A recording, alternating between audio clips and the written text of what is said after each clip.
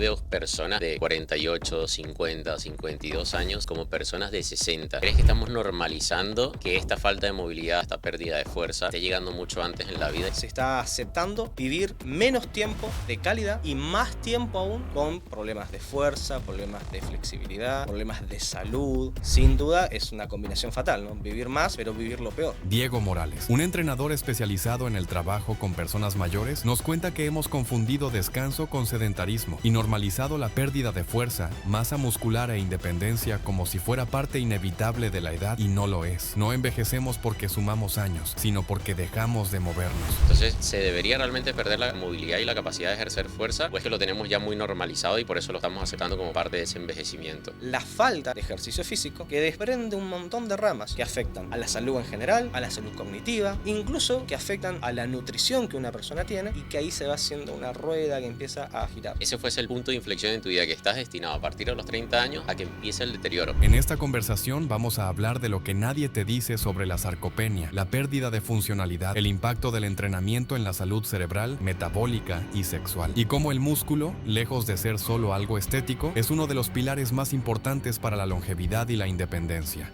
No es el paso de los años lo que está haciendo que yo me sienta cada vez más débil, más lento, con más enfermedades. Es otro factor. Esto siempre me ha sorprendido un poco, y es que el 87% de las personas que ven o escuchan este podcast aún no se suscriben. Así que antes de empezar el episodio de hoy me gustaría pedirte un grandísimo favor, y es que la forma que tienes de apoyarme a mí y apoyar este canal es suscribiéndote, y es completamente gratis. Si lo haces, me voy a asegurar yo junto con mi equipo de que cada semana nos traigamos a los mejores invitados allí fuera para que te sigas disfrutando del contenido que creamos aquí para ti. Muchas gracias. Diego, a día de hoy veo personas de, o sea, literal 48, 50, 52 años sintiéndose, y porque me lo dicen, como personas de 60. ¿Crees que estamos normalizando que esta falta de movilidad, esta incapacidad física, esta pérdida de fuerza esté llegando mucho antes en la vida y no debería ser normal empezar a perder nuestras capacidades de movimiento tan temprano en la vida? Sí, creo que se combinan dos factores que van en contra y que hacen que este problema se profundice. Por un lado, esto que mencionas vos, se acepta más, se normaliza la idea de que uno vaya con los años perdiendo capacidades, perdiendo fuerza, pero no se aclara qué años. Entonces se normaliza que sea a los 50, a los 40, a los 35, que empiezan a aparecer cosas que uno esperaría típicamente a una edad más tardía. Y además se es consciente de que la gente vive cada vez más años, no menos. Por lo tanto, si juntás los dos, el resultado de esa fórmula es que se está aceptando vivir menos tiempo de calidad y más tiempo aún con problemas de fuerza, problemas de flexibilidad, problemas de salud. Sin duda es una combinación fatal, ¿no? Vivir más, pero vivir lo peor. De hecho, en inglés se hace la distinción. Se habla de lifespan, que es como el tiempo de vida, que eso lo hemos expandido. A día de hoy vivimos mucho más que antes. Pero luego está el health span, que es realmente de esa vida cuánto lo vives realmente saludable. Y a día de hoy, bueno, está el tema de la longevidad saludable, está muy de moda, ya te preguntaré algunas cositas con respecto a eso. Pero, ¿tú crees que realmente debamos, o sea, a qué edad realmente perdemos la movilidad si es que la deberíamos perder? Porque luego ves poblaciones en Bolivia, por ejemplo, de gente de edad muy avanzada, todavía cargando incluso peso por encima de sus cabezas, sobre sus hombros, y te hablo de personas ya mayores de 80 años. Entonces, ¿se debería realmente perder la movilidad y la capacidad de ejercer fuerza? ¿O es que lo tenemos ya muy normalizado y por eso lo estamos aceptando como parte de ese envejecimiento? Yo creo que esa es la pregunta más importante que uno se puede hacer, que expresada de otra forma es, ¿realmente con los años es que yo me voy a encontrar sí o sí con una pérdida, eh, con menos fuerza, con menos capacidad física, incluso capacidad cognitiva? O sea, realmente es algo que Ah, no depende de mí, no puedo hacer nada y que ocurre sí o sí. Y si eso fuese así, ¿cuándo? Y el punto ahí es que es una pregunta difícil de contestar, porque uno lo que tendría que hacer es decir, bueno, si yo me doy vuelta e investigo a la población de personas mayores, puedo llegar a la conclusión de que sí. Lamentablemente, con el paso de los años, uno pierde una serie de capacidades físicas, uno pierde capacidad funcional y es lo que nos espera a todos. Sin embargo, pero a qué población estás estudiando? claro, sin embargo uno puede decir, pero pará, ¿no será que el enfoque está mal? Porque si muchas personas tienen cierta condición, eso no quiere decir que sea inexorable y que sea normal que eso pase. Durante muchos años no se encontraba como una solución a esta encrucijada de cómo investigar este tema. Para responder eso que preguntás, que es la pregunta fundamental. ¿Es el tiempo o es otra cosa?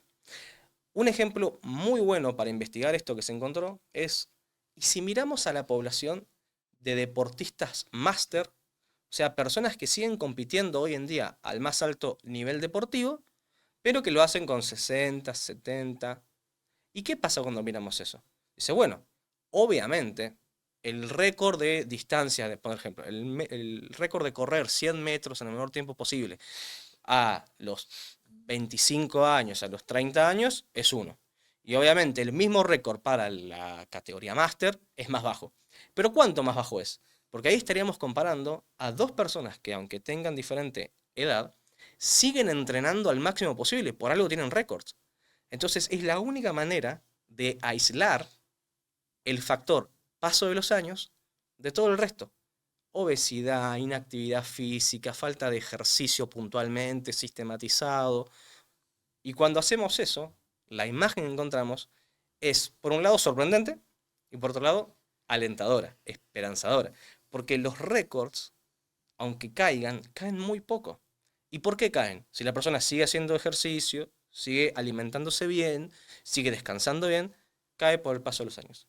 Y ahí podemos sacar el factor paso de los años.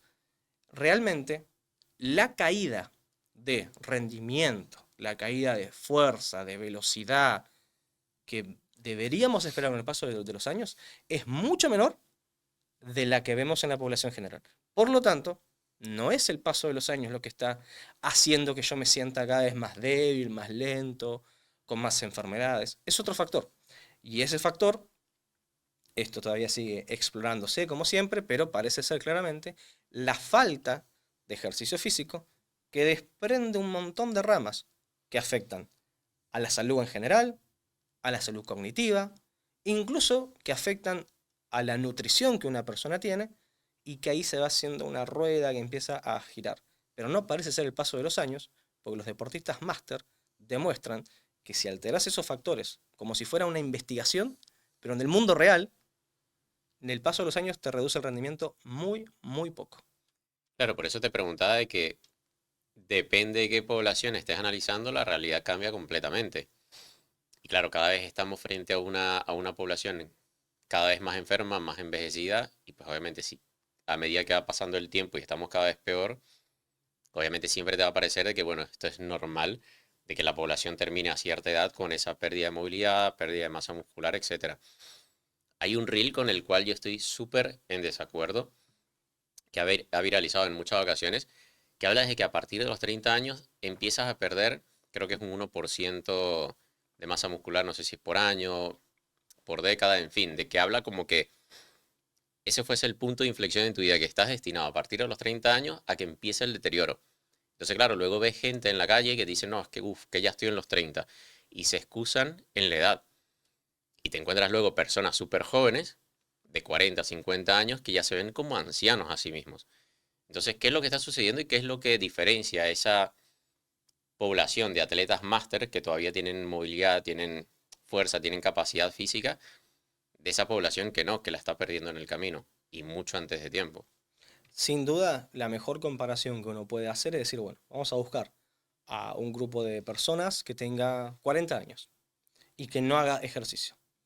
Y vamos a darle continuidad y vemos cómo están hoy a los 40, a los 45, a los 50. Y por otro lado buscamos a un grupo similar, una cantidad similar, de deportistas máster que están en sus 40 y que siguen entrenando y siguen compitiendo. Y si los miramos con el paso del tiempo, notamos que la pérdida de fuerza y la pérdida de masa muscular de ese grupo que no entrena está por los parámetros que mencionabas vos. Se llega a hablar de 1 a 2% de fuerza y masa muscular por año. De la que no entrena. Exactamente. Ahora, miremos a los que entrenan. ¿Qué pasa? Siguen igual de fuertes. Incluso hay muchos récords de fuerza, como en el powerlifting, sentadillas, peso muerto, que no se hacen en torno a los 25, 26 años. Se hacen mucho después. Se hacen mucho más cerca de los 30, 30 largos. Entonces, pará, pero no era que a los 30 uno empezaba a perder fuerza, masa muscular, pero si los récords de powerlifting se hacen en esa edad aproximadamente. Bueno, ahí lo que muestra es que pará, ¿no? Esta idea de a partir de tal edad empieza una pérdida, ¿es en qué condición? En la condición en la que vos no hagas nada, o sea, no hagas ninguna intervención que busque mejorar y mantener esa capacidad física. Llámese entrenar, llámese tener un estilo de vida activo en general, no solo haciendo ejercicio puntualmente, y la nutrición. Entonces, si vos tenés dos personas que son iguales en todo, pero que una tiene más pérdida de fuerza que otra, y el único factor distinto es que uno lleva un estilo de vida activo y el otro no, y el tema no es cuántos años tenga uno. Porque de hecho, si comparamos, como decías vos, personas sedentarias de 30 años tienen menos fuerza y tienen menos resistencia cardiovascular, cardiorrespiratoria, que atletas máster de 60 años. Que incluso en el más alto nivel, atletas máster de 70 años. Hay estudios que comparan todo esto. Entonces vos decís, pará, o sea, ¿vos me estás diciendo que una persona de 70 años puede tener más resistencia que una persona de 30? Sí. ¿Y la diferencia cuál es? Es que uno es un deportista y el otro no hace ningún tipo de actividad física. Entonces, ¿no era que eran los años? No son los años. Claramente no. Claro, y que quisiera que fueses tú quien aclare que no es que el de 60 años que tiene esa capacidad es que es una persona fuera de lo normal, ¿sabes? Porque generalmente ves a esa persona de 60 años, uy, no es que tiene un factor genético, que es un bendecido, es un afortunado. Y bueno, quiero que seas tú el que lo Ese, aclare, pero ese es un muy buen punto. porque se ve lo normal es lo otro. Es como que llegues a esa edad ya con pérdida de movilidad, de fuerza, de masa muscular, incluso de la parte a nivel cognitivo, y que el otro es un superhumano. Exacto, ese es un muy buen punto. Que incluso, ¿cuál es la forma de demostrar que esta persona no tiene nada de especial? Que incluso hay muchas personas que han empezado a hacer ejercicio, que han empezado a practicar deporte de grandes. Hay personas que han empezado a los 50 años y simplemente con algunos años de entrenar alcanzan niveles de rendimiento y de capacidad física de personas de menos de 20 o menos de 30 años que ellos. Entonces, incluso una persona que durante su vida no hizo ejercicio y tuvo, lo que ya dijimos, pérdida de fuerza, pérdida de capacidad cardiorrespiratoria, con un par de años de entrenar, alcanza niveles típicos de personas 30 años más jóvenes que ellas. Por lo tanto, ahí te muestra que incluso el que está en esa condición podría cambiarlo todo con cambiar sus hábitos y sus patrones de actividad física. Lo puede hacer cualquiera. No es que tenés que estar tocado o tenés que ser un distinto para que esto funcione. Exactamente. Hay una frase que leí hace tiempo y me cambió la forma en la que veía todo esto, que dice así: no te dejas de mover porque envejeces, envejeces porque dejas de moverte. Repito, no te dejas de mover porque envejeces, envejeces porque dejas de moverte. Coincido plenamente. En inglés está esta idea de use it or lose it. Si no lo usás, lo perdés. Entonces esto va al mismo punto. Incluso pasa cuando hablas con personas mayores y se han hecho investigaciones más vinculadas con lo psicológico, con lo sociológico, que tiene que ver con el cambio de roles y el dejar de hacer cosas. Y no es que uno dice, por la cantidad de años que tengo, dejé de, llámese, entrenar, dejé de trabajar, dejé de estudiar o de aprender cosas nuevas. La cosa es que el dejar de hacer esas cosas me empieza a poner en una posición de deterioro, de pérdida. Entonces el punto está ahí. No es que cumplí años, pasó cierto tiempo y perdí las capacidades. No, si yo dejo de hacer esas cosas, pierdo esas capacidades. Pero lo mejor de todo es que la mayoría de estas cosas son reversibles. Es decir, sí, yo puedo perder ciertas condiciones y que eso me deje en un estado de salud y de rendimiento que no es positivo, pero si yo vuelvo a reincorporar en la medida de lo posible, a la velocidad de cada uno, adaptado a las condiciones, esas capacidades vuelven. Esas capacidades que yo tenía y que perdí, las puedo recuperar. También incluso podría no perderlas nunca, que sería incluso el escenario perfecto. Pero bueno, en cualquier caso, incluso cuando la vida nos lleva a situaciones que nos hacen perder ciertas capacidades, se pueden recuperar. Así que esa frase Me parece súper acertada. ¿Por qué se habla de que si no lo usas lo pierdes? Porque yo creo que ahí es donde se pierde la mayor parte de la gente. No entienden el hecho de que si hay algo que no estás usando, lo puedes perder. Bueno, es una gran pregunta y si me permitís te voy a contar esto como una historia. Que es una historia como que tiene de distinto a las que se suelen contar, que es una historia basada en hechos reales. Y que ni siquiera es una historia personal, sino que es una historia publicada en revistas científicas de alto impacto. En general uno ve estudios, no ve historias, pero esto es una historia. Y es la historia del Dallas Bed Rest Study, del estudio de Dallas sobre el reposo en cama. Voy a ponerme en el rol. Todo comenzó allá por 1966. Yo no existía ni estaba en planes aún. Pero un grupo de investigadores se preguntó, ¿cuál será el efecto del reposo? ¿Cuál es el efecto del reposo absoluto en jóvenes? Tomaron un grupo de 6 jóvenes de 18 años e hicieron este experimento, que uno después diría, che, ¿dónde está la ética en dejar a gente de 18 años en cama durante 3 semanas, atendiendo todas sus necesidades, pero en cama? Hicieron una prueba antes de ese reposo, pasaron 3 semanas en un reposo, gente joven, gente fuerte, gente sana, y hicieron pruebas después de esas 3 semanas de reposo. ¿Qué se encontró? Una pérdida de la capacidad cardiorrespiratoria de en torno al 30%, que es una pérdida muy significativa. Y solo en Incluso 3 semanas. solo en 3 semanas, incluso en personas jóvenes. Uno sabe que mientras más joven es el cuerpo, mejor reacciona frente a cualquier adversidad, a cualquier enfermedad. Perfecto.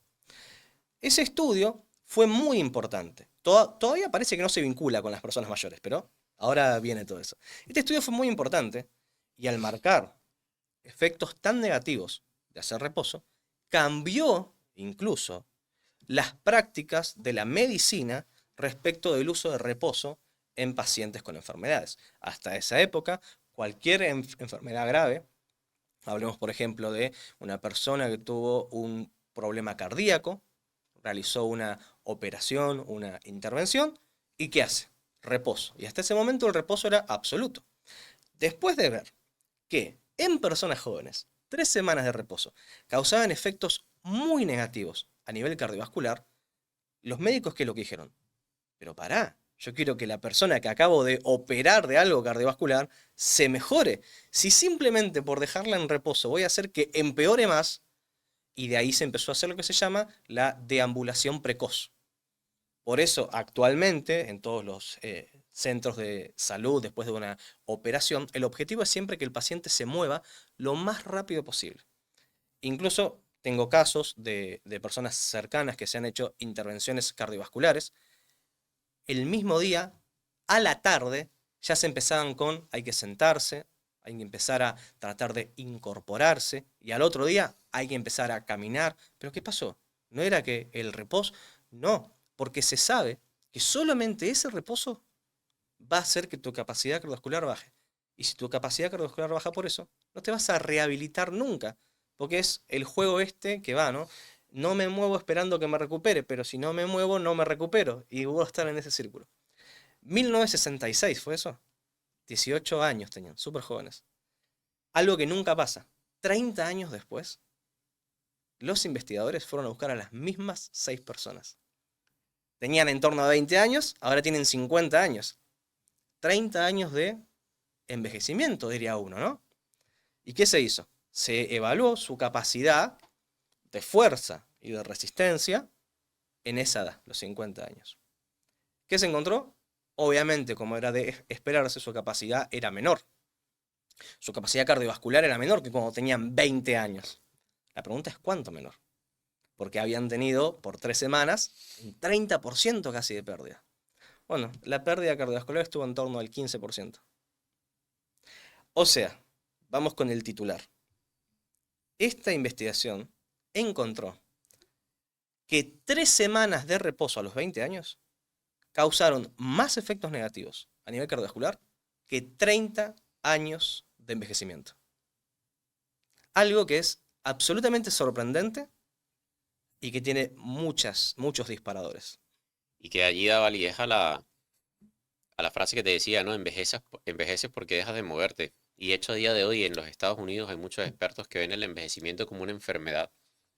O sea, al final todos esos factores que estamos asociando al envejecimiento que no deberían ser normales, porque luego te vas a poblaciones aisladas y ves que no es tan prevalente todo ese tipo de enfermedades que están llegando cada vez antes, están empezando a ver al envejecimiento, como lo estamos viendo en la sociedad moderna, como una enfermedad, porque es algo que puedes prevenir o incluso revertir, como tú lo decías.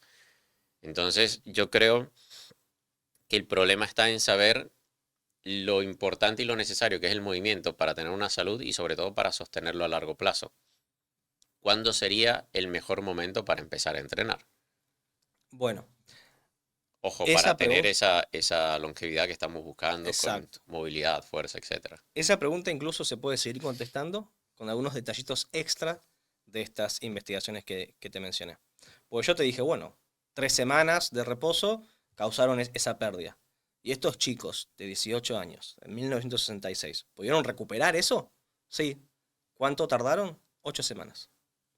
Entrenar 8 semanas en esta población de 20 años recuperó todo lo que se había perdido en esas 3 semanas de reposo. O sea, se pudo recuperar relativamente fácil.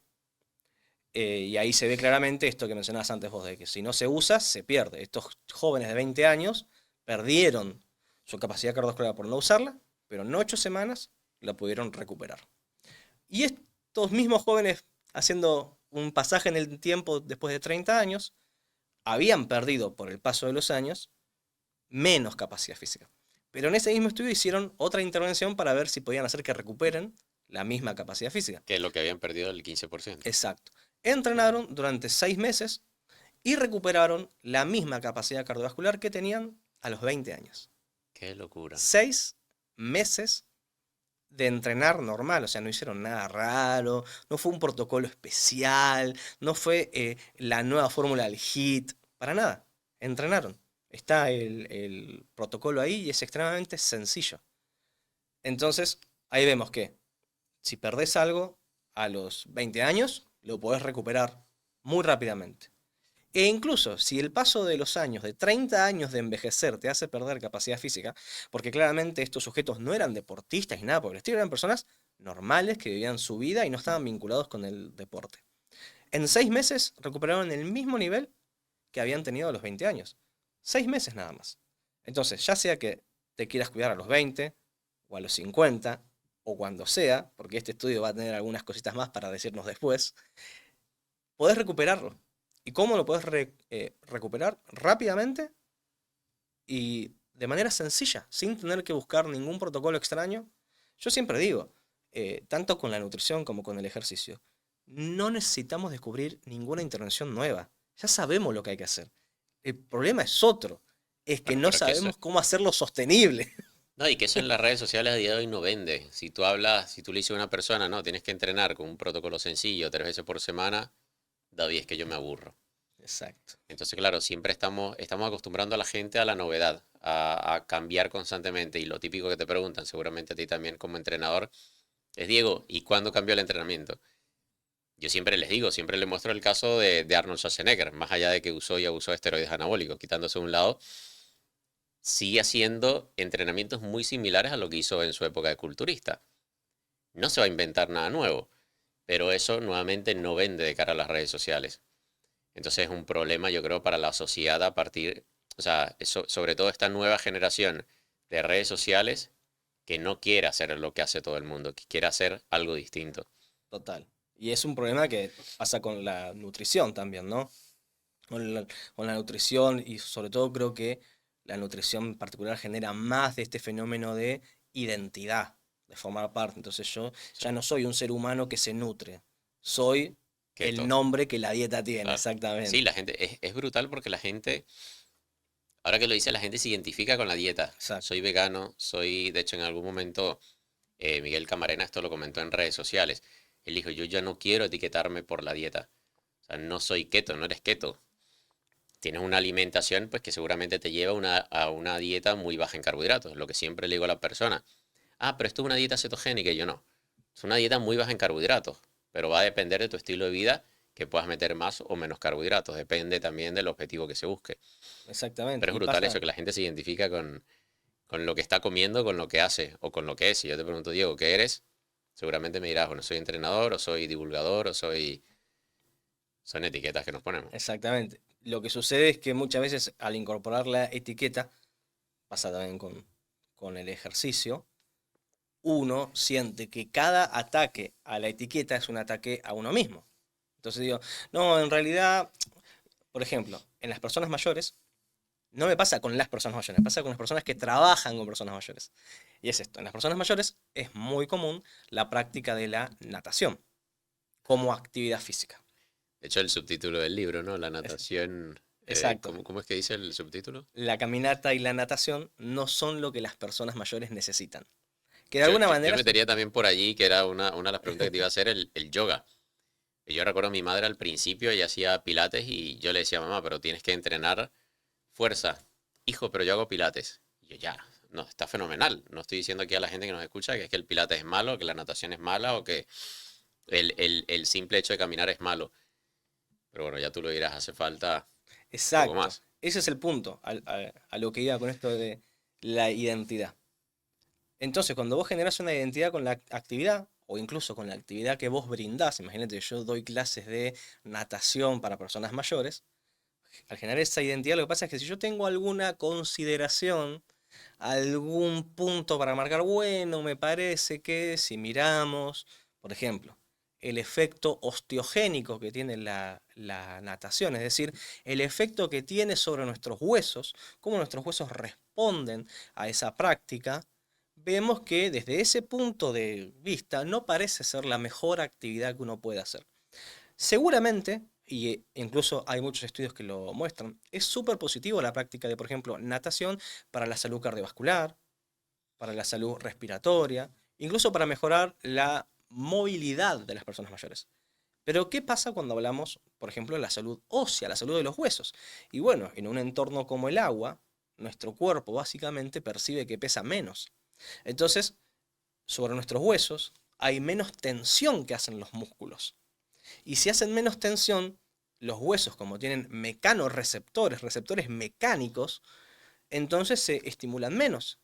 Y eso lo que lleva es que incluso en personas, en población infantil, se ha visto que competidores de natación chiquitos de 8, 10, 12 años tienen la misma densidad mineral ósea que chicos sedentarios.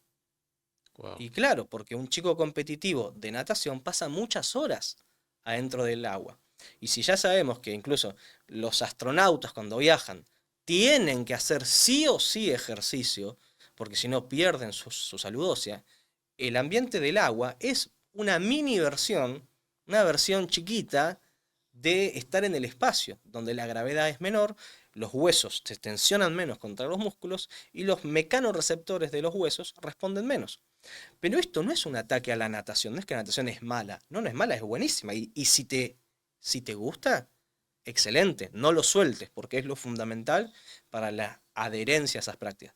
Pero cuidemos otro punto. ¿Será que es bueno para todo lo que necesito? Porque las proteínas son súper buenas, pero yo necesito más cosas que solo proteínas, ¿verdad? Entonces, la salud cardiovascular es súper buena de la natación. Pero ¿qué pasa con mis huesos? Y la pregunta es, ¿en los niños es una consideración muy relevante esta? Y yo te diría que no, porque el niño hace natación y después de ahí se va a la escuela, salta, corre, se trepa, hace algún deporte, hace las clases en la escuela de actividad física, pasa por un montón de entornos y además tiene, después obviamente que en algunas poblaciones sea menos que otras, pero tiene ya incorporada ese tipo de actividades que las practican y que se trepan y que saltan. Ahora yo te pregunto, la persona mayor sale de la clase de natación y salta la soga o trepa o juega vóley o básquet o patea en el fútbol, no, y muchas veces es la única actividad que hace. Y mira vos, si la única actividad que vas a hacer es justo una actividad que no es la mejor desde el punto de vista de tu salud ósea, y encontramos que uno de los mayores riesgos que las personas mayores tienen, ¿cuál es? Fracturas. Caídas y fracturas. Claro, y pérdida de densidad ósea. Exacto, con el famoso osteopenia, osteoporosis. Entonces, si digo, bueno, en esta población, lo que no era relevante en niños, porque un niño está expuesto a muchos más estímulos, en la población de personas mayores es relevante. Entonces debemos prestar atención. De vuelta, no es una crítica a la natación, es un sigamos con la natación e incorporemos algo más que se ocupe de mi necesidad de salud ósea. Y mejor hacer, o sea, siempre intento aclarar esto, mejor hacer natación que no hacer nada, claramente, Mil pero que veces. no es suficiente. Y yo de hecho hace un par de años vi un estudio similar a lo que tú mencionas con la natación, pero en ciclistas, que justamente por la falta de impacto se daban cuenta de que eh, no había esa necesidad del cuerpo de adaptarse, sobre todo para el fortalecimiento a nivel óseo, porque no había impacto. Entonces, nuevamente, no es que hacer ciclismo sea malo, pero no es suficiente.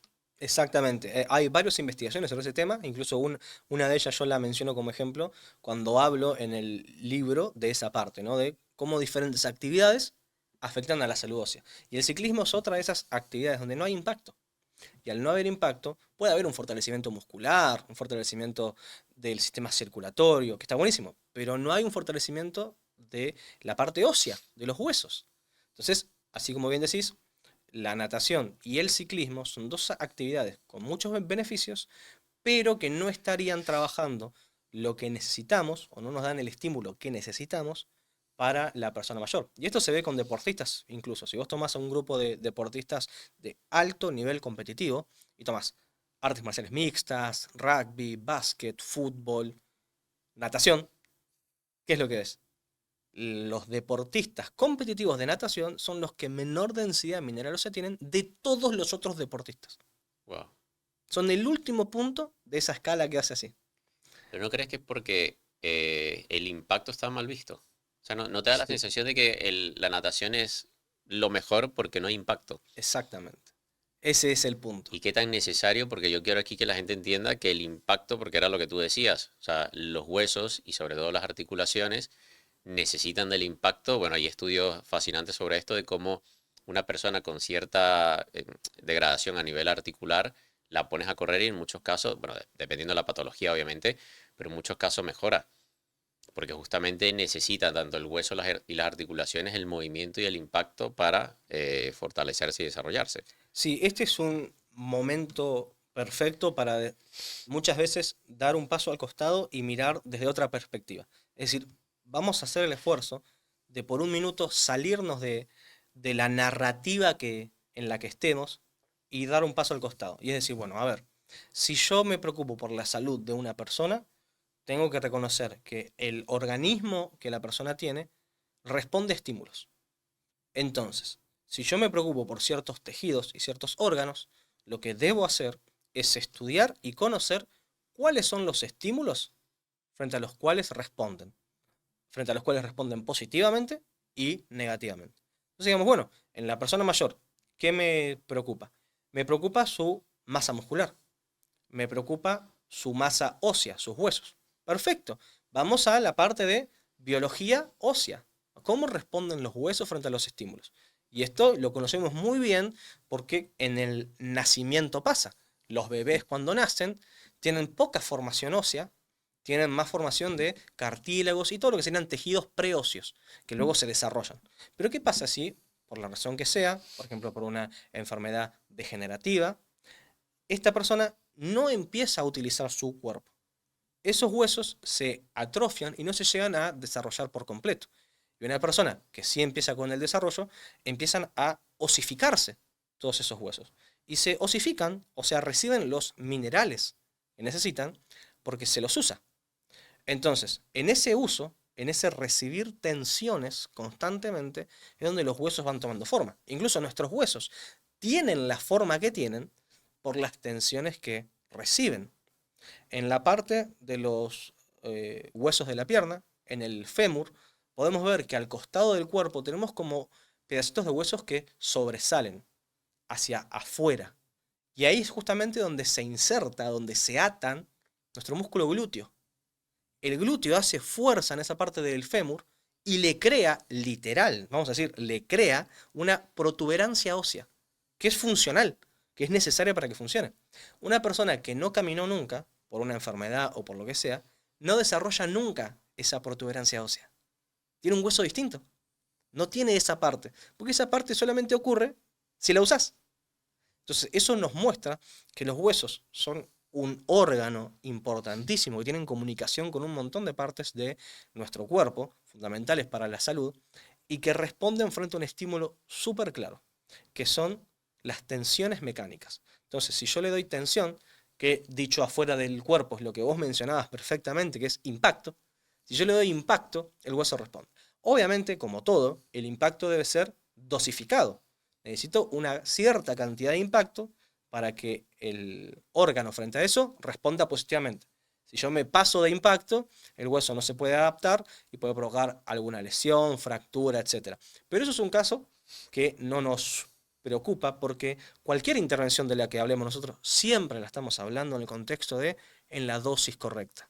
El ejercicio en la dosis correcta. Las proteínas son buenísimas, obvio, en la dosis correcta. Todo en la dosis correcta. Entonces el impacto es fundamental porque es el estímulo por excelencia frente al cual los huesos responden.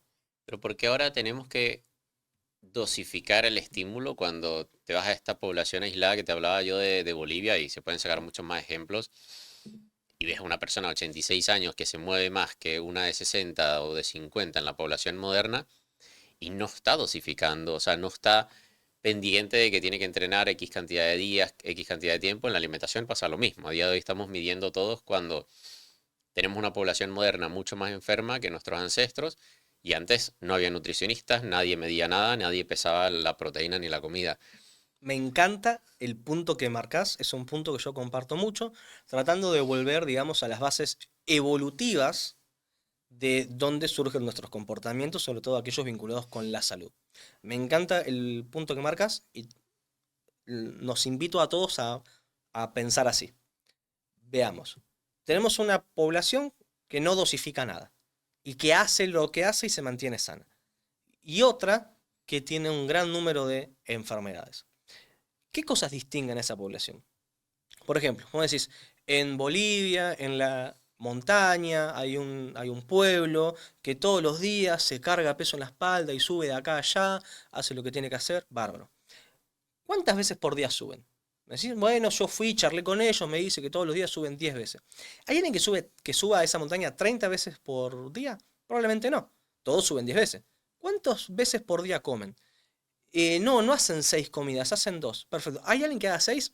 Raro, porque todos tienen las mismas costumbres. La pregunta que yo planteo es, excelente, ¿y de dónde sale que tienen que subir la montaña solo 10 veces o que tienen que comer 2 veces por día? Es Por decir, ¿de dónde necesidad. sale ese conocimiento, vamos a llamarlo ancestral? ¿De dónde salió? Salió de un proceso evolutivo de miles de años en el que fueron creándose esos patrones de conducta en donde aquel que subió y bajó de la montaña 30 veces, ¿qué fue lo que pasó? Falleció, porque estaba haciendo un esfuerzo físico que no tenía sentido. Y el que no comía nunca, tampoco. Entonces, las conductas que realizan aquellas culturas que tienen un fuerte anclaje y un fuerte vínculo con la historia de vida de ese pueblo durante miles de años, son estrategias de supervivencia que se sostienen porque funcionan. Y que surgen de la necesidad. Exactamente. Ahora, ¿qué pasa en nuestra sociedad actual, en la que yo vivo particularmente? ¿Qué es lo que pasa? Nuestras conductas no están basadas en estrategias de supervivencia probadas en el tiempo.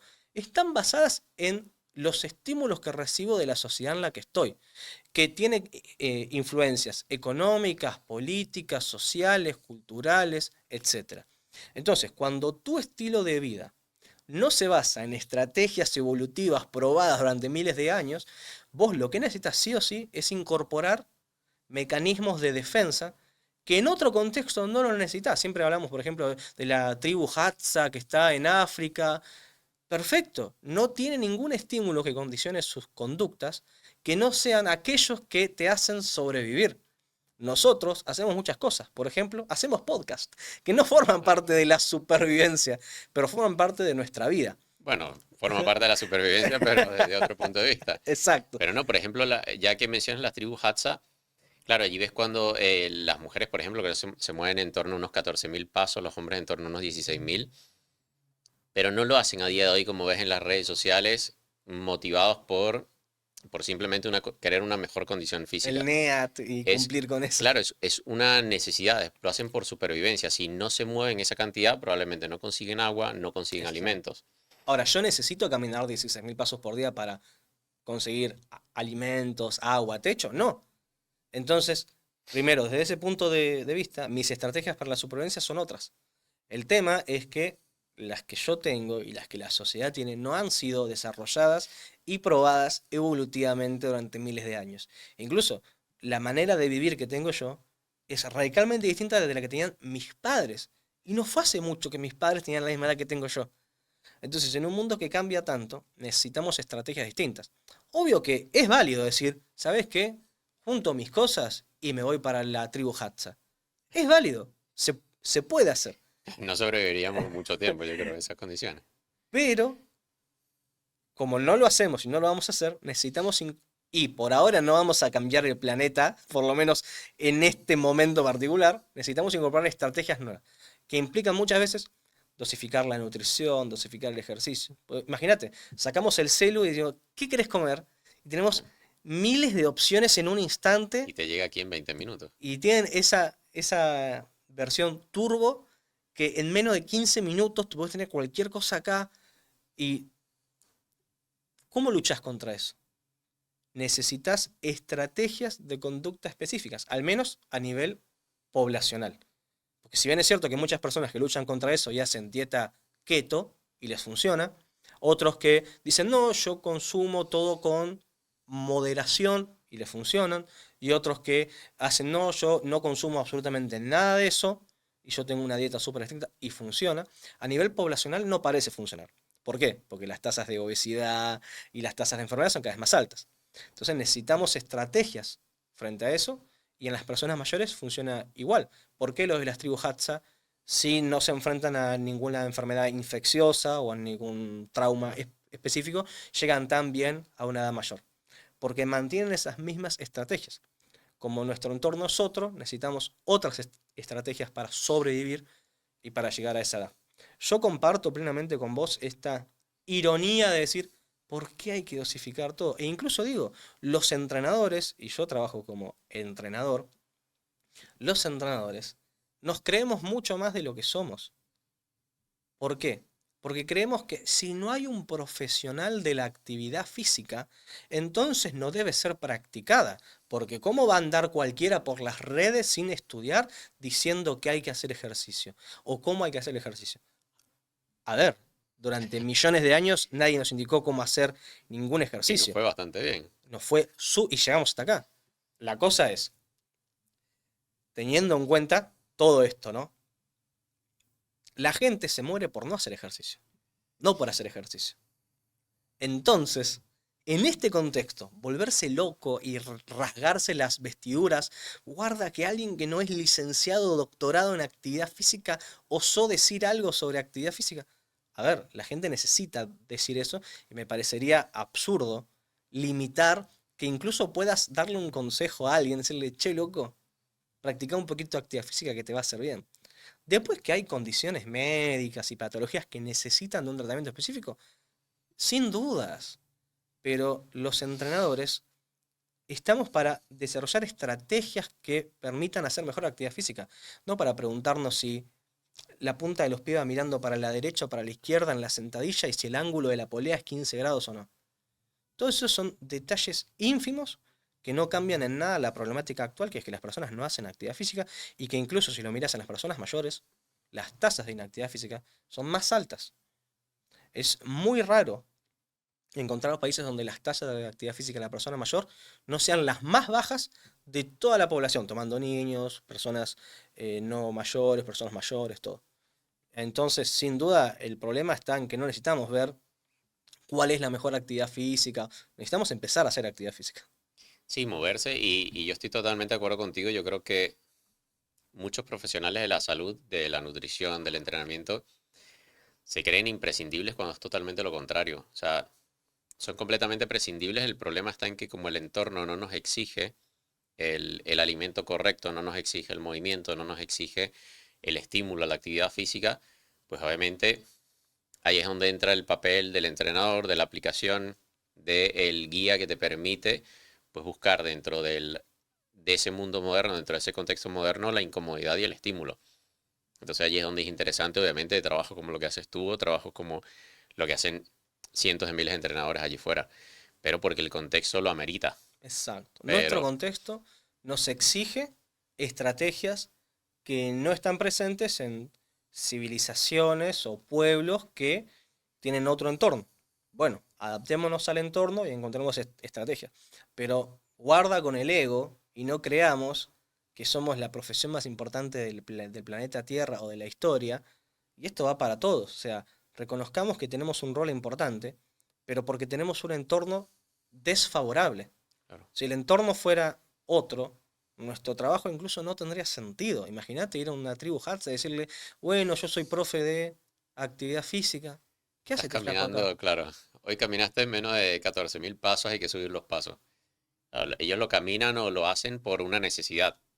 Sí, Una vez cubierta esa necesidad, pues ya no deja de tener sentido. Entonces, claro, allí es cuando dentro de ese contexto moderno, lleno de comodidades, llenos de estímulos dopaminérgicos, es necesario porque hay gente que me pregunta, pero ¿por qué tengo que ir al gimnasio? Porque no tienes que salir a cazar. ¿Sabes lo que te quiero decir? Si tuviese que salir a cazar, pues el gimnasio que te da igual. Pero como no tienes exactamente. esa exigencia por parte del entorno, hay que buscar las claves dentro del- de, de lo que nos ofrece el mundo moderno, de Exacto. las Que ventajas que tiene. sin duda, y esta es, digamos, mi opinión personal, el mundo actual es el mejor de los mundos posibles en muchos aspectos. Y no es un trade-off, un intercambio tan malo, es decir, tengo que ir a entrenar y cuidar mi alimentación para después todos los beneficios que el mundo actual me da, porque probablemente muchos Hasda que están tratando de cazar algo hace 2 días persiguiéndolo por África, se pensarían una o dos veces hacer el trade-off y decir, che, bueno, tengo que ir a trabajar y voy a entrenar. O sea, somos muy afortunados de que nuestros problemas sean ir al gimnasio y elegir qué comer. Es verdad, no lo había visto desde ese punto de vista, pero te firmarían el contrato yo creo que cualquier población, y de hecho por eso se ve también tanta migración de esas poblaciones aisladas a la civilización. El problema es que deja de ser una exigencia a ser una decisión. Y yo creo que allí es cuando le cuesta, sobre todo al ser humano en este contexto moderno, hacerse responsable de tener que tomar la decisión de ir al gimnasio. Habías comentado antes de que todo lo que era la natación, bueno, hablamos de las caminatas, el yoga, etcétera, son buenas prácticas deportivas, no quiere decir que no, pero no es suficiente. Teniendo en cuenta de que hay más capacidades que tenemos que entrenar, como la movilidad, la flexibilidad, la fuerza, etcétera, ¿por dónde tiene que empezar a entrenar una fuerza mayor? Una persona mayor que Sí, quiere empezar a entrenar. creo que es un gran punto. Creo que siempre está bueno marcar prioridades. O sea, es importante un montón de cosas, pero marquemos prioridades porque hay cosas que tienen que venir antes para que sean el fundamento y el cimiento para poder desarrollarse más. En este sentido, yo creo que si miramos lo que se llaman las patologías o los gigantes de la geriatría de las personas mayores, estamos en presencia de las patologías o enfermedades más importantes o que más afectan a una persona mayor. ¿Cuáles son? Estamos hablando de la pérdida de densidad mineral ósea en los huesos, osteopenia, osteoporosis, que conduce a fracturas que vinculado con la pérdida de fuerza y de masa muscular, nos lleva a un riesgo aumentado de caídas. Y al caerse, muchas veces hay una idea importante que es muchas personas mayores se caen porque tienen más riesgo y al caerse se quiebran. Pero muchas personas que se caen porque se quiebran también, porque sus huesos se fracturan en una caminata, en una escalera o en donde sea. Es un vínculo muy estrecho entre el riesgo de caída de una persona mayor y el riesgo de fractura que eso tiene. Y como último, digamos, como último elemento clave para observar antes de responder, es que muchas de estas cosas conducen a internaciones en centros médicos. Y esto, lamentablemente, en la mayoría de los casos, implica reposos. Le trae todos los problemas que mencionamos antes con el Dallas Bed Rest Study y además lo que ni mencionamos que es el efecto del reposo sobre la masa muscular y la masa ósea, y produce pérdidas importantísimas de músculo y de huesos el reposo. ¿Eso qué hace? Aumenta la mortalidad y la morbilidad frente a otras condiciones médicas. Incluso en los centros médicos, donde tenemos siempre luces blancas, no suele entrar la luz del sol, es muy difícil coordinar el reloj interno de una persona. Bueno, y que la comida es fatal. La comida es fatal y muchas veces no se da en horas constantes y suele haber problemas con el cronograma, y esto lo quiero llevar a un punto que se habla muy poco, que para mí va con los años a cobrar cada vez más importancia, que es la cronobiología. Es decir, ¿por qué pasa que muchas personas mayores están desorientadas? No saben dónde están, quiénes son, qué hora es, no reconocen a sus propios familiares o hijos en un entorno médico, pero salen del hospital y empiezan a reconocer todo. Porque la luz solar, la actividad física y la nutrición son centrales para regular el reloj interno y permitir que la persona pueda tener conciencia. A uno mismo le pasaría, vos viajás mucho, a uno mismo le pasa que si viaja mucho, llega un punto donde, che, ¿qué día es hoy? ¿O qué hora es? Porque vos estás haciendo tantas cosas que empezás a perder esa noción. Cuando vos estás internado, acostado en una cama de la que no salís, mirando un techo blanco que no cambia, con luces blancas a toda hora en el mismo tono, todas las horas, empieza a ser muy difícil coordinar ese reloj interno. Lo que causa que las personas tengan, tristemente, esta desorientación, esta pérdida de la conciencia. ¿Y cómo se suele trabajar sobre eso? Con algún medicamento con efectos cognitivos. Y en personas mayores existe un fenómeno llamado polifarmacia. La polifarmacia es un factor de riesgo de enfermedades y de mortalidad en las personas mayores. Empieza a contar cuando haya más de 5 medicamentos en una misma persona mayor que pueden llegar a tener interacciones a nivel cognitivo. Y es muy típico, tristemente, que se dé esta polifarmacia con efectos negativos sobre la cognición, que empiece en un círculo vicioso de que la persona nunca sale de medicaciones cognitivas, que están tratando de ayudar, pero que no pueden contrarrestar todos los efectos que las otras medicaciones puedan tener. Una de las indicaciones de los esfuerzos internacionales para la salud de la persona mayor es limitar y trabajar sobre la polifarmacia. Siempre que haya 5 medicamentos o más en una persona mayor, que, entre paréntesis, tristemente, es muy común que una persona mayor tenga una caja con 5 o más pastillas, hacer un esfuerzo de todo el equipo de salud, médicos, psicólogos, todos, hacer un gran esfuerzo de limitar lo máximo posible esos medicamentos para asegurar el bienestar de esa persona mayor.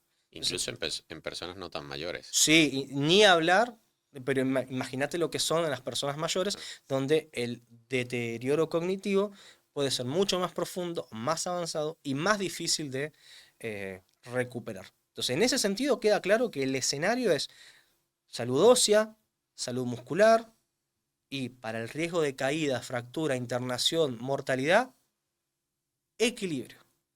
El equilibrio es fundamental que se trabaje en las personas mayores, porque es la intervención por excelencia que ha demostrado reducir el riesgo de caídas, fracturas y, por consiguiente, morbilidad y mortalidad asociadas a las internaciones. Entonces, entrenar el equilibrio es fundamental y debería ser el primer paso en el 95% de la población de personas mayores. Digo 95 porque hay un caso particular, que si yo tengo una persona mayor con un gran deterioro físico a nivel muscular, no le puedo pedir que trate de mantener el equilibrio, no puedo desafiarle el equilibrio de esa persona porque no se puede mantener ni en pie. Entonces, en esos casos específicos, que no son todos, pero son algunos casos específicos, el primer eslabón sería la fuerza.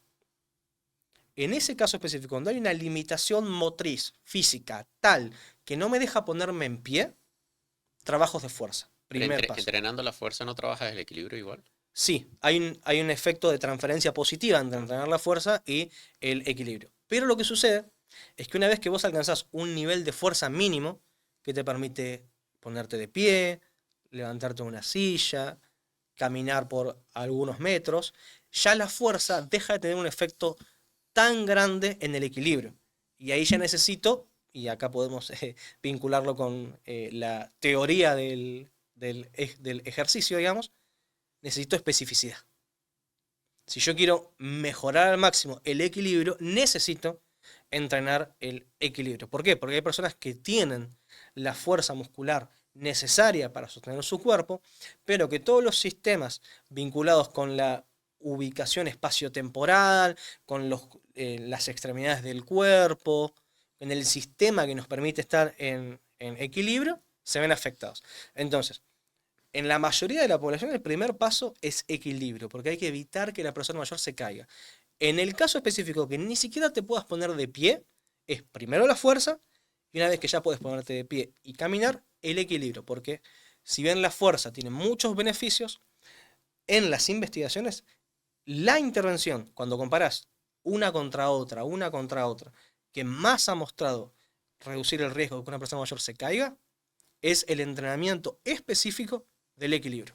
O sea, esto estamos hablando de una persona que no tiene, o sea, donde tú quieres reducir el riesgo de muerte por una caída y una fractura, entiendo, ¿no? Sí, de muerte, enfermedades, o incluso Mm. pues, y ha pasado tristemente muchos casos de personas mayores aparentemente sanas, que se caen, que se internan, y al internarse se enferman de algo, por las enfermedades vinculadas dentro del mismo hospital.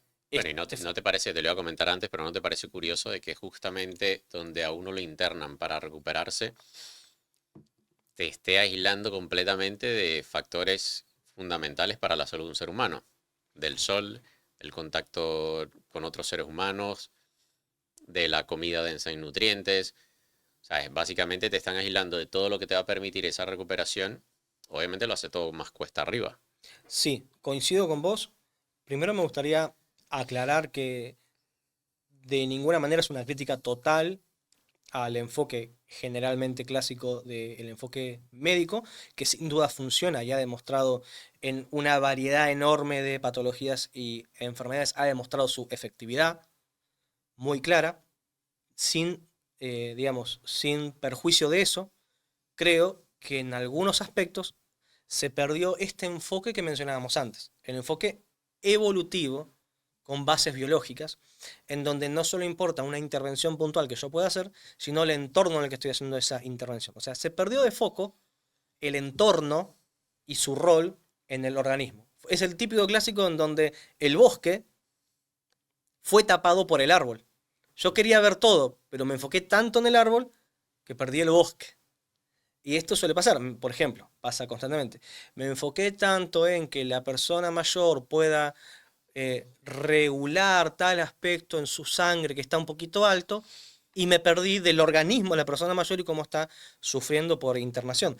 Un caso personal que me tocó es el caso de una persona mayor que tenía un problema circulatorio de trombo, básicamente un bloqueo que puede ocurrir en la sangre que podría llegar a tener desenlaces mortales si llega al cerebro o si llega a los pulmones. ¿Qué es un factor de riesgo en ese caso que tenemos un trombo específicamente? Un factor de riesgo que se suele tener es la actividad física y se indica desde el sector de salud: no te muevas, no te levantes de la cama y quédate haciendo reposo, porque si te moves, y esta es la narrativa que encontramos, si te moves, eso puede hacer que la sangre circule más y eso puede hacer que el trombo se mueva y llegue a ciertos órganos donde sería un riesgo mortal. ¿Es cierto esto? Es cierto, puede ocurrir. Ahora, lo que yo me tengo que preguntar es, y miramos la evidencia científica disponible, o sea, no mi opinión, mi pensamiento, ni mi filosofía para el ejercicio, no. Miramos la literatura científica publicada de alto impacto, y no solo un estudio, sino revisiones sistemáticas y revisiones de la más alta calidad posible, y lo que vemos es que, ¿sabes cuál es el principal factor para que un trombo se mueva y afecte, como decíamos recién, cerebro, pulmones? El reposo absoluto. Bueno, Las por personas, eso hay más riesgo en vuelos, ¿no? En aviones. exactamente, la persona, cuando se hacen los estudios, que no se movió durante un tratamiento específico, donde obviamente se tratan con otros agentes vinculados con la circulación de la sangre, con drogas, que ayudan a un mejor desenlace. Pero si vos haces eso mismo y das reposo absoluto, tienen mayor mortalidad por problemas vinculados a los trombos que las personas que se mueven, que hacen lo que yo te decía antes cuando te mencioné lo del estudio de 1966, movilización o deambulación precoz.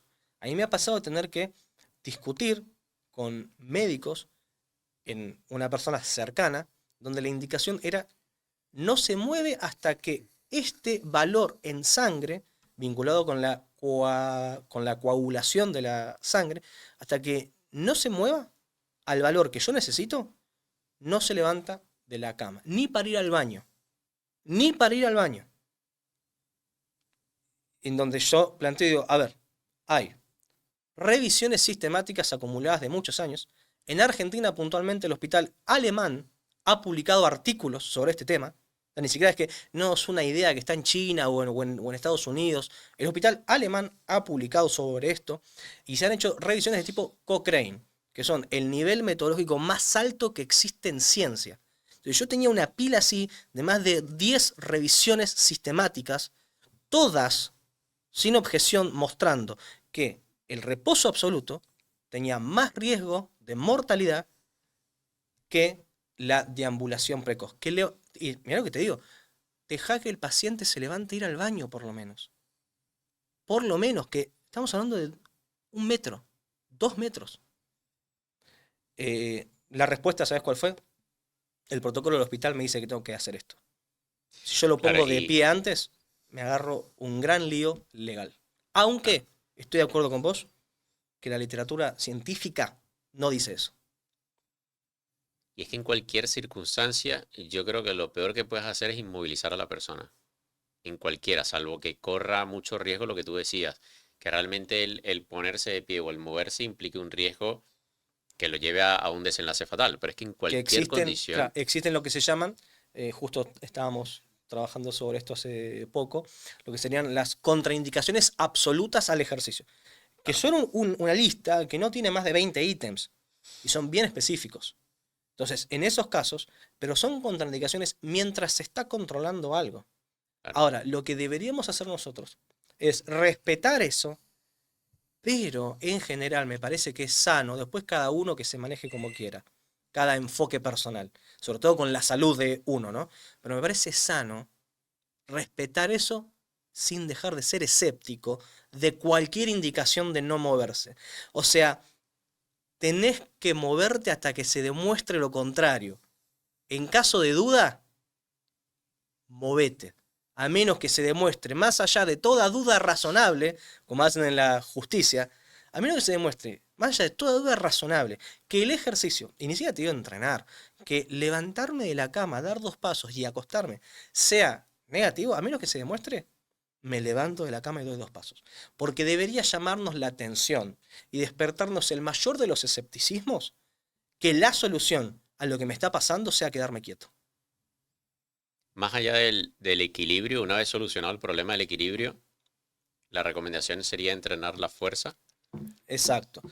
Una vez que ya trabajamos sobre el equilibrio, y realmente el equilibrio igualmente debería ser una intervención no solamente para solucionar, sino preventiva, es decir, una persona que no tenga riesgos, igual que siga estimulando su equilibrio, empezamos a hacer un enfoque más fuerte en lo que es la parte de fuerza.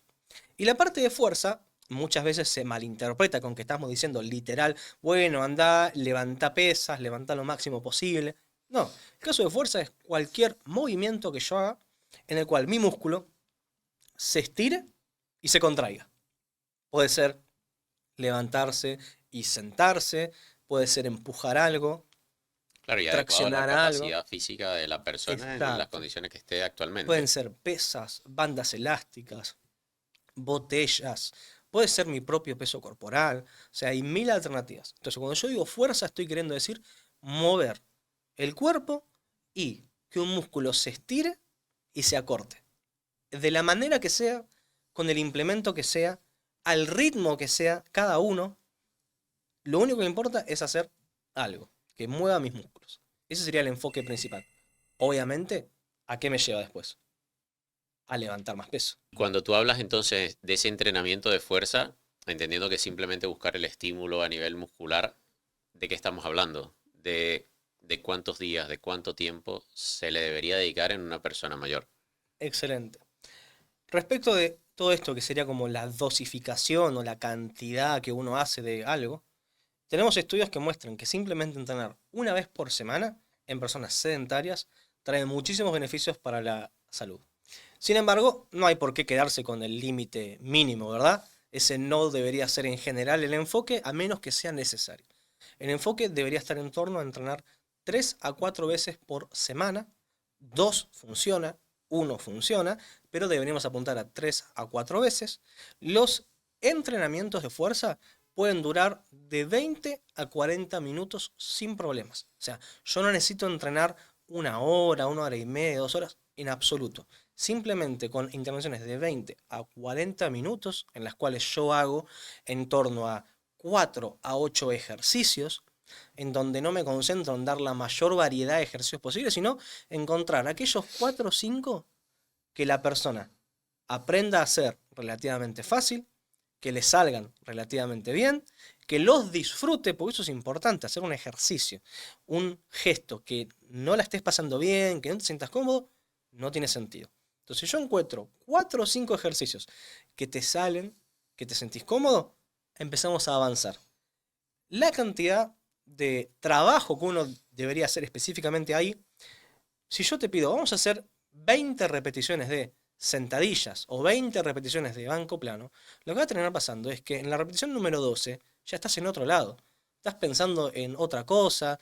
¿Por qué? Porque si haces esa cantidad de repeticiones, o la carga es muy muy baja, o te estás esforzando muchísimo. Y si te esforzás muchísimo no puedes concentrarte en aprender bien la técnica. Entonces la recomendación es encontramos 4 o 5 ejercicios que nos salen y los repetimos entre 4 a 8 veces. Más que eso, en términos de repeticiones, no sería necesario, porque yo después tengo que encontrar la carga adecuada para que vos puedas progresar. Hay una investigación muy interesante que mejoró la fuerza y la masa muscular de las piernas en personas mayores y que trabajó simplemente con sillón de cuádriceps. No hizo ningún otro ejercicio que ¿Con sillón cuál de cuádriceps. ejercicio? El sillón Ah, de cuádriceps, vale, o sea, la extensión para los vale. cuádriceps. Sentado ahí, cómodo, con apoyos, simplemente hacer ese ejercicio. No es que dijo, no, lo que pasa es que vos tenés que hacer sentadilla y prensa y después ir rotando y tenés que tener en cuenta tu periodización. En absoluto es necesario todo Es eso. que trabajar la fuerza es más sencillo de lo que la gente piensa. O sea, tener un entrenamiento efectivo es realmente muy sencillo. Lo que pasa es que vuelvo a lo que hablábamos antes del tema de la novedad. Y te iba a preguntar, más allá de una vez ya tienes controlado el equilibrio y estás trabajando la fuerza, que ya lo digo, todo el mundo tiene 3 días, media hora, 45 minutos, 3 veces por semana. Quien diga lo contrario, que vaya y vea las estadísticas de lo que pasa en redes sociales, nos estaría mintiendo. Allí es donde tiene cabida todo lo que hemos hablado antes. Exacto. Natación, ciclismo, yoga, etcétera. Todas esas actividades reportan muchos beneficios para las personas mayores. Y su incorporación no está en todos los casos limitada a solamente después de que tenga equilibrio y fuerza, pero en casos donde haya una condición particular, o sea, que el equilibrio esté muy bajo, que la fuerza esté muy bajo, sería adecuado no dedicar tiempo a actividades que no mejoran ni la fuerza ni el equilibrio de manera óptima e incorporarlas después. Es decir, si vos tenés 65 años y no te caíste nunca, no te fracturaste nunca, tuviste una pérdida de fuerza y de equilibrio, pero no te afectó a tu vida, a tu funcionalidad, es que, no hago natación hasta que me ponga fuerte. No, en ese caso podés hacer todo junto. Claro. Natación, ciclismo, equilibrio, fuerza, puedes hacerlo. Esta indicación de primero una cosa y después la otra viene cuando uno tiene que elegir, porque ¿qué es lo que pasa? Yo digo, no, bueno, voy a hacer la caminata y la fuerza en una persona que tiene alto riesgo de que se caiga. Lo que puede pasar es que al salir a caminar por la calle se caiga. ¿Y qué te hace eso? Te tira para atrás todo lo otro y te limita lo que vos venías progresando. Entonces vos, en un buen intento de mantener un estilo de vida activo, pasa mucho que una persona mayor se cae y eso te lleva hacia atrás todo el camino que recorriste. En cambio, si vos primero te pones fuerte y ganás equilibrio, después todo el otro lo vas a hacer con mayor seguridad de que no va a ser un paso para adelante y varios pasos para atrás.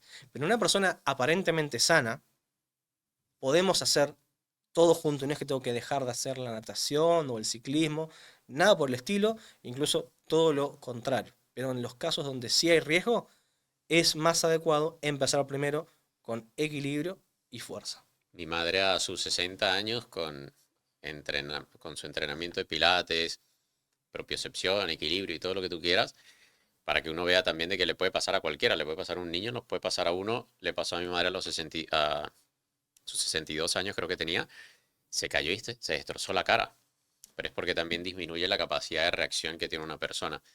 Más allá de todo esto que estamos hablando, una vez la persona haya recuperado el equilibrio, le dé prioridad al entrenamiento de fuerza y lo complemente con lo que quiera complementar, bailoterapia, natación, yoga, lo que sea, ¿dónde entran los pasos? Porque si bien la fuerza agarre creo que es uno de los indicadores de longevidad saludable, uno de los principales factores, también está la cantidad de pasos, la longitud de pasos y la intensidad de los pasos. O sea, ¿cómo entra esto a complementar todo lo demás? Excelente. Una vez que ya tenemos una buena base sobre la cual empezar a construir, apuntar a mantener, digamos, un sistema cardiorrespiratorio sano es fundamental. Es fundamental porque es de lo que más se ha investigado y más resultados positivos mostró sobre protección de vivir más años e incluso reaccionar mejor o contrarrestar mejor cualquier enfermedad o cualquier patología vinculada incluso, ¿no?, con lo cardiovascular. En ese sentido, existen muchos estudios vinculando cierta intervención sobre la cantidad de pasos y su efecto sobre la salud. Si bien inicialmente parecía estar en torno a los 10.000 pasos por día en general como patrón, se ha encontrado también que menor cantidad parece proteger en torno a los 6.000, 7.000 pasos por día. Creo que esa línea de investigación nos puede informar, por lo menos, de un mínimo al que deberíamos apuntar. Apuntar a unos 6.000 pasos por día parecería ser el punto de partida para asegurarnos de que estamos estimulando, al menos en un mínimo, el sistema cardiovascular. A partir de eso, como vos bien mencionas, empiezan a incorporar, bueno, no solo importa la cantidad, sino también qué tan intensos son esos pasos. Claro, yo siempre lo que le digo a la gente, Diego, es que no se intenten imaginar que no están paseando por un mall viendo tiendas, ¿sabes? Porque no es lo mismo, o sea, está determinado por la evidencia científica, no es lo mismo que de 10.000 pasos caminando por el mall, que ya es bueno, siempre aclaro de que es mejor eso que nada, pero que habría que tener algo de intensidad, algo de longitud también en los pasos, porque está determinado también, aquí esto es como el huevo y la gallina, o sea, no se sabe Claro, bien si el envejeces y empiezas a dar los pasos más cortitos o empiezas a dar los pasos más cortitos y está relacionado con el envejecimiento, pero que el movimiento es necesario, pero que tiene que tener claro. algo de intensidad. Creo que ese punto de la intensidad es importante. Sí trataría de verlo, digamos, como un segundo paso. O sea, me parece, en general, con cualquier enfoque para entrenar, siempre apunto primero a trabajemos con un volumen mínimo y una vez que lo dominamos por completo, demos un pasito más con la intensidad o con el esfuerzo o con la velocidad. Sin duda, la intensidad, entendida en este caso de la marcha, el caminar, como la velocidad, me parece fundamental. Incluso en personas mayores, una de las pruebas que más poder tiene para identificar el riesgo de enfermedades y para caracterizar a la capacidad funcional es la velocidad de marcha. Incluso en Argentina también se han hecho investigaciones para validar el test de velocidad de marcha de 6 metros para poder caracterizar a la capacidad funcional de las personas mayores. Es decir, yo, conociendo qué tan rápido podés caminar 6 metros, puedo conocer cuál es, de forma general, tu fuerza y tu condición física. Incluso está muy vinculado con el deterioro cognitivo, porque cuando hay deterioro cognitivo a nivel mental, el caminar se ve afectado.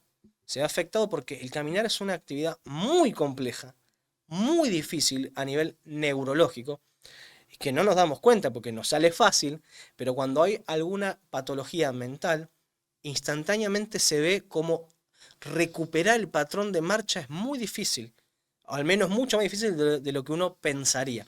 Entonces, el patrón de marcha de velocidad de 6 metros, al ser un indicador tan importante de riesgo en personas mayores, nos dice, che, La velocidad con la que caminás es muy importante.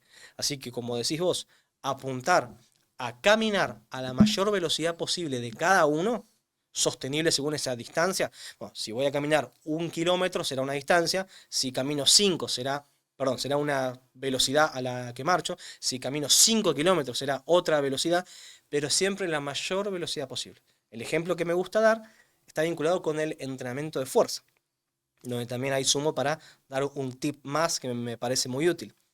En el entrenamiento de fuerza, investigaciones desarrolladas hace ya 3 décadas nos muestran que la velocidad a la que yo hago los ejercicios de fuerza es fundamental y la velocidad de ejecución es la variable que explica las ganancias de fuerza.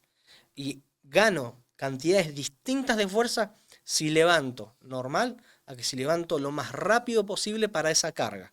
No es que todo sea rápido, porque si pongo mucho peso se va a ver Con lento, explosividad te refieres. pero exacto, yo me muevo explosivo. Se ve lento porque pesa, pero yo me estoy desplazando a la mayor velocidad o a la mayor explosividad posible. Eso mismo en las personas mayores es fundamental, porque el envejecimiento se asocia a una pérdida funcional, sobre todo de aquellas unidades motoras y de aquellas fibras vinculadas con la explosividad, las fibras tipo 2. Entonces, entrenar de esa manera, ya sea en el gimnasio, una vez que la técnica me sale bien, moviéndome lo más rápido posible, o incluso con ejercicios que no demanden mucha técnica, que me permitan ser explosivos, como lanzar. Entrenar lanzar es muy bueno y entrenar patear es muy bueno porque te permite moverte lo más rápido posible, lo más explosivo, sin riesgos de la técnica, del ejercicio. Y después, como decías vos, para marchar, para caminar también. Caminar lo más rápido posible para cada uno. Y si arranco lento, no pasa nada, está perfecto. El objetivo es de a poquito caminar lo más rápido posible. ¿Cuánto es demasiado tarde para empezar a entrenar? ¿O nunca es demasiado Esa tarde? es una pregunta hermosa. Es una pregunta hermosa porque me lleva a mis inicios vinculándome con el entrenamiento en personas mayores. El primer estudio científico que yo leí sobre el tema fue un estudio que me hizo interesar por esto. Es un estudio que se llama Entrenamiento de fuerza de alta intensidad en nonagenarios. Yo leí ese título y digo, ¿qué es esto? ¿Qué es nonagenarios? Dije yo. Busqué en internet, nonagenarios, personas de 90 años o más. Digo, entrenamiento de fuerza de alta intensidad. Y el estudio, ¿sabes de cuándo era? De 1990. Hecho por una investigadora de las más importantes en este campo, que es Fiatarone, se llama. Esta investigadora tomó un grupo de aproximadamente 10 personas mayores de 90 años y las puso a entrenar lo que ella denominó, que en esa época ni estaba claro qué era, entrenamiento de fuerza de alta intensidad. ¿Qué fue? Este que te contaba de el ejercicio de extensión de cuádriceps. En un sillón sentados, haciendo cuádriceps, alta intensidad, porque les dijeron, vamos a poner un peso con el que puedan hacer 8 repeticiones, nada más. Entonces pusieron, por ejemplo, 20 kilos. Una persona mayor va y hace 8. Listo, hasta ahí puedo. Bárbaro. Vamos a lo largo de las semanas, en total fueron 8 semanas, o sea, 2 meses nada más, vamos a ir aumentando el peso. Si vos haces 8 y se te hace fácil, y decís, podría hacer más, haces más. ¿Hasta cuándo? Hasta 12. Si ya llegaste a hacer 12, subimos el peso y volvés a hacer 8. Y así. Teniendo ese rango de 8 a 12, si ya puedo hacer 12 y puedo hacer más, ponerle más peso hasta que puedas hacer 8. Y ahí van. 8 semanas. ¿Qué encontraron? Mejoras de la fuerza y de la masa muscular. O sea, atención, mejoras de la masa, el músculo creció. Yo decía, ¿las personas de 90 años pueden tener hipertrofia? Sí, pueden tenerlo. ¿Qué encontró también? Que esto es para mí lo más maravilloso, más impactante. Había 2 personas en la investigación que cuando empezaron usaban bastón. Al final de la investigación no necesitaban usar bastón para caminar. Y yo dije, yo no sabía que fuese posible dejar de usar bastón una vez que uno empieza a usar bastón. Y fue lo que me cambió mi manera de entender el envejecimiento y dejar de pensarlo como un decaimiento irreversible a entenderlo como una pérdida progresiva reversible, en donde yo puedo literalmente frenar las agujas del reloj, al menos en el sentido que lo entendemos hoy como pérdida, pérdida, pérdida, pérdida. Y ayer era que te decía, por eso te decía de que hay expertos en Estados Unidos que ven el envejecimiento como una enfermedad. O sea, al final que se puede revertir e incluso se puede prevenir. Hay un estudio muy bonito que salió hace un par de años que demostraba cómo personas de 85 años tenían la misma capacidad de aumentar masa muscular que una persona de 65.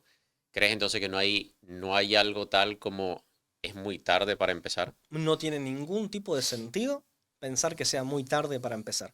Como vos decís, a los 85, a los 65, este estudio, yo te estoy hablando de 1990. O sea, no nos enteramos ayer, no es lo último que se publicó esto. Ya hay estudios en personas de 100 años. Ya hay entrenamiento en centenarios mostrando efectos positivos. Entonces, no, nunca es tarde para empezar y cualquier organismo vivo pueda adaptarse. Porque si está vivo, por definición, se puede adaptar. Si no se pudiese adaptar, no está vivo. En algún sentido es una invitación también, ¿no? Busquemos adaptarnos a las cosas, porque estamos vivos porque nos podemos adaptar. Y dejamos de estar vivos si no nos adaptamos. Yo de hecho siempre intento llevar ahí un proverbio chino que me lo llevo al área de entrenamiento, que es que seguramente, que es el del árbol, no sé si lo conoces, A ver. que seguramente el mejor momento para haber plantado un árbol fue hace 20 años, pero el segundo mejor momento es ahora. Seguramente para la persona que nos escuche y tiene 60, 50, 80 años, no le voy a decir que no. Seguramente el mejor momento habrá sido hace 20, 30, 40 años, pero el segundo mejor momento es ahora. O Sin sea, duda. no hacerlo realmente es una muy mala decisión en pro de su salud y su longevidad. Comparto plenamente y bueno, para corregir eso, ¿no? Corregir que tal vez uno podía pensar que en realidad, bueno, ya tengo 60, ya tengo 70, ya tengo 80, ya es tarde. Nunca es tarde. Y personas de 90 años y de 100 años pueden ganar fuerza, masa muscular, pero sobre todo y más importante, pueden ganar autonomía para seguir haciendo esas cosas que le dan sentido a su vida. O sea, no es entrenar por entrenar o entrenar porque es bueno tener músculos. Es entrenar porque quiero seguir haciendo las cosas que me hacen feliz. ¿No te parece paradójico que está muy de moda el término longevidad saludable y se está vendiendo mucho en redes sociales, por biohackers, profesionales de la salud? Pero paradójicamente la mayoría ni siquiera habla de entrenamiento de fuerza. A mí me tocó el año pasado, creo que fue el año pasado, sí, ir al BAS, que es prácticamente una de las conferencias más grandes de salud estética aquí en Latinoamérica, se hace en Buenos Aires. Y yo me presenté en un simposio de longevidad, era el último, tenía 20 minutos y era la única persona en 3 días en una conferencia de salud hablando de entrenamiento de fuerza. ¿No te parece absurdo de que prácticamente uno de los factores principales en la longevidad saludable, que es lo que hemos hablado, la fuerza de agarre, la velocidad de los pasos, la longitud de los pasos, es decir, la condición física de la persona, no se está hablando lo suficiente? Me parece, como vos decís, absurdo, me parece un sinsentido total, pero lamentablemente es una muestra de cómo solemos enfocarnos en casi todos los aspectos de nuestra vida. En casi todos los aspectos de nuestra vida solemos tener mucha dificultad para identificar las cosas importantes de las cosas no importantes. Digamos, con esto que mencionabas vos antes de el mejor momento fue antes y el segundo mejor momento es hoy, la he escuchado mucho con las inversiones. El mejor momento para invertir hace 50 años, el segundo mejor momento es hoy mismo. Bueno, la mejor inversión que puede hacer una persona es moverse y entrenar. O sea, incluso está calculado. Creo que el retorno, el ROI, es la mejor inversión que puede hacer una persona a día de hoy. Sin duda, porque los efectos después negativos de la salud son gigantes. Así que teniendo eso en cuenta, creo que en general como sociedad nos cuesta mucho ver lo importante y siempre nos confundimos y siempre quedamos cegados en el detallismo, en los detalles. Con la nutrición exactamente igual.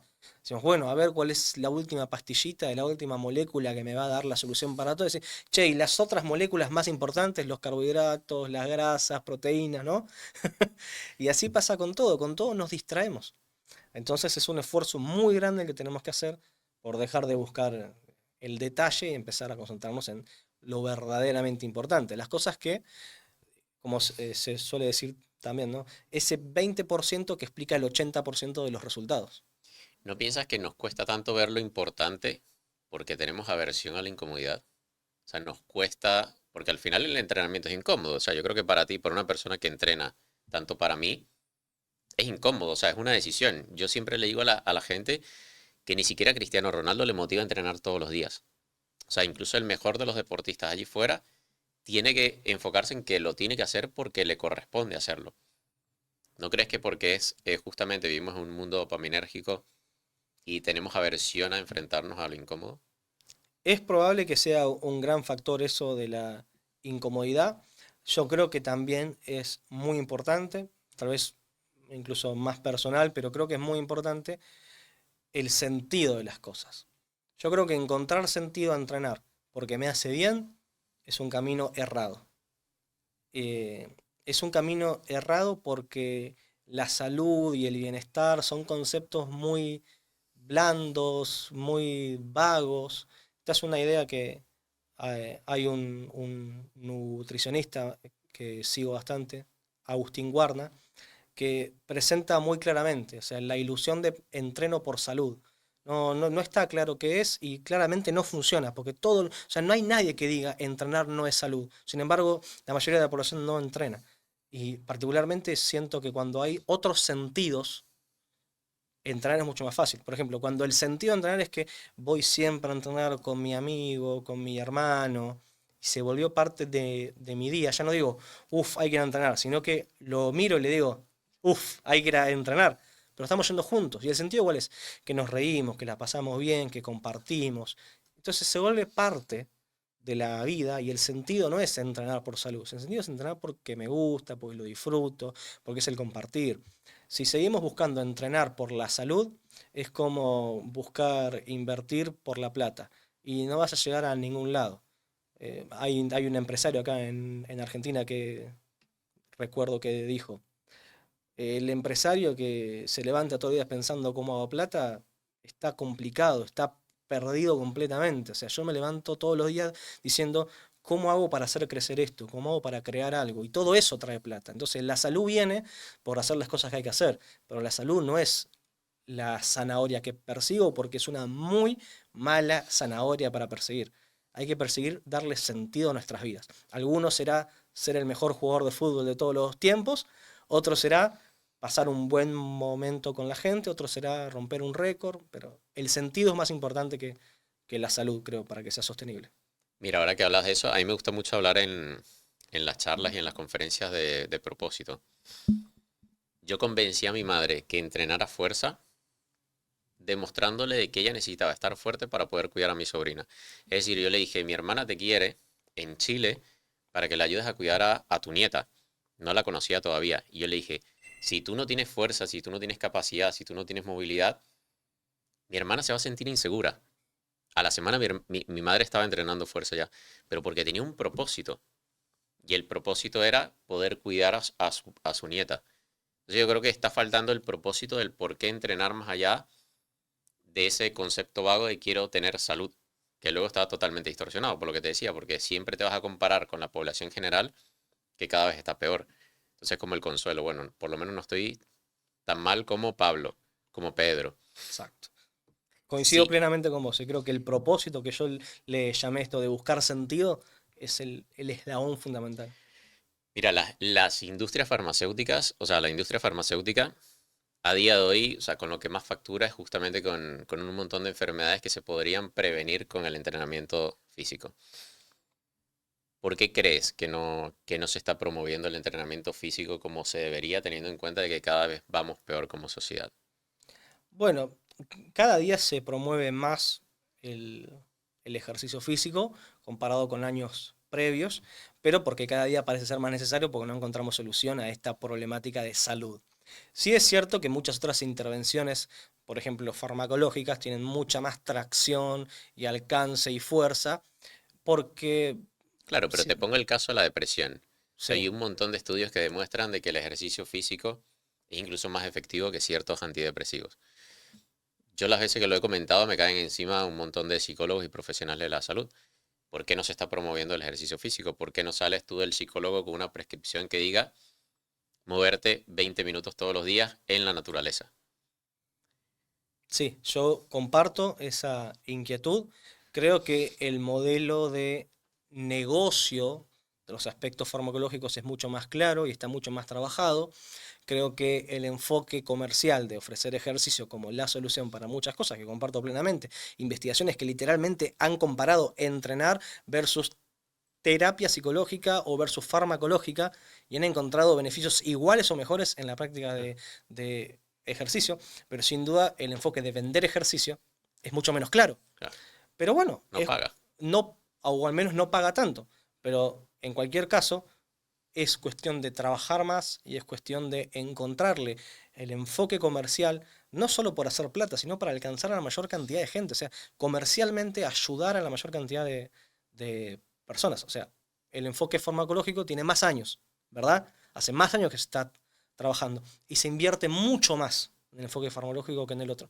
Bueno, si logramos hacer que mejore el enfoque comercial de darle salud a las personas mediante el ejercicio, se invertirá más en eso, tendrá más alcance y si realmente es mucho mejor, lo podrá demostrar. Digo, sin demonizar digamos, a todo el sector económico de intervenciones médicas farmacológicas, tratando de aprender de las cosas que hicieron bien, las cosas que hicieron mal y dar un mejor enfoque para la salud de las personas. Diego, muchísimas gracias por haberte venido. Muchas gracias a vos, encantado de estar acá charlando juntos.